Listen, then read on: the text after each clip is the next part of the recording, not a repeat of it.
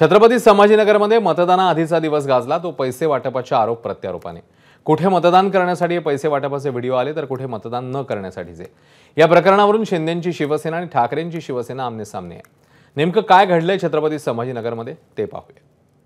2000 से कराओ, 2000 से कराओ, 25 एक कार्ड है अपने पास। वो नहीं दे रहे ना, वो नहीं 1000 से भी हमारा अपने वारस को दे 1500 से होना। फिर निवडणुकीच्या काळात मत मिळवण्यासाठी सगळे हातखंडे वापरले जातात, मतासाठी पैसे वाटप केले जातात अशा बातम्या तर आपण नेहमी ऐकत असतो। पण छत्रपती संभाजीनगरमध्ये मतदान न करण्यासाठी चक्क 1500 रुपये दिले जातात। हा आरोप केलाय ठाकरेंच्या शिवसेनेनं। संभाजीनगर पश्चिम मतदारसंघात 1000 रुपयांच्या बदल्यात मतदारांचं आधार कार्ड आणि मतदार कार्ड जमा करून घेण्यात येत होतं। मतदानाच्या दिवशी बोटाला शाई लावून मतदान कार्ड आणि 500 रुपये घेऊन जा असा प्रकार सुरू असल्याचा आरोप ठाकरेंच्या शिवसेनेचे उमेदवार राजू शिंदे आणि विधान परिषदेचे विरोधी पक्षनेते अंबादास दानवे यांनी केलाय। 1500 रुपये द्यायचे आणि नंतर शाई लावायची, 1500 रुपये द्यायचे। वोटिंग होऊ नये म्हणजे लोकशाहीला घातक, म्हणजे या घटनेच्या विरोधात हे कृत्य आहे। लोकशाही मजबूत करण्याच्या ऐवजी लोकशाही खिळखिळ करण्याचा प्रयत्न आहे। संभाजीनगरात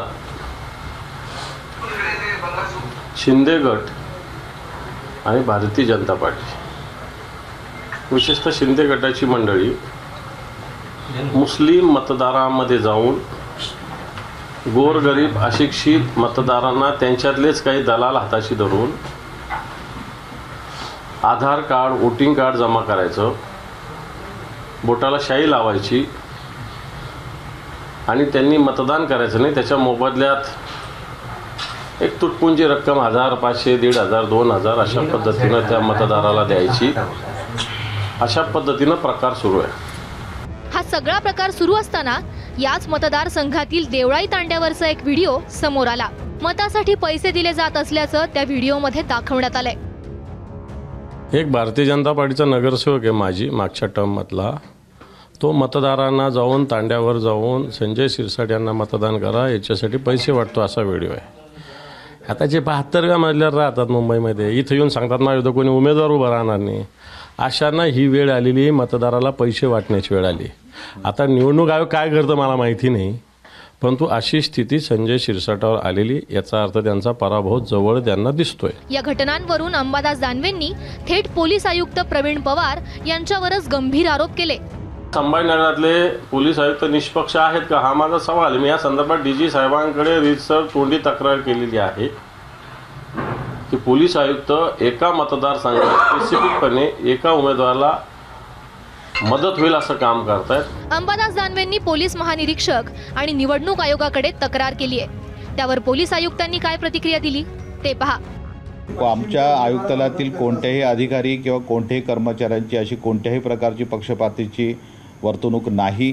आम्ही गेल्या महिन्याभरात जी काही प्रभावी कारवाई केलेली आहे, प्रतिबंधात्मक कारवाई असू दे किंवा जे काही आमचे सीझर्स असू दे, ते खूप चांगल्या प्रकारे प्रभावी केलेले आहेत। पश्चिम मतदारसंघात विद्यमान आमदार संजय शिरसाट यांच्यासमोर ठाकरेंच्या शिवसेनेचे राजू शिंदे यांचं आव्हान आहे। संभाजीनगर हा शिवसेनेचा पारंपरिक गड मानला जातो।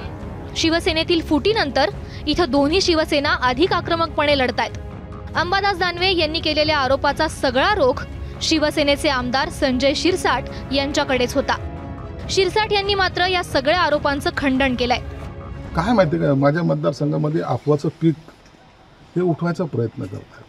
त्यांना त्यांचा पराभव दिसतोय, त्यांना माहिती आहे की आपला पराभव होणार आहे। मग मी पैसे पाठवले, हे नाही पैसे पाठवले, चौकशी पोलीस करतील ना।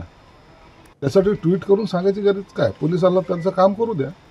जो काही त्यात आरोपी असेल त्याच्यावर कारवाई होईल।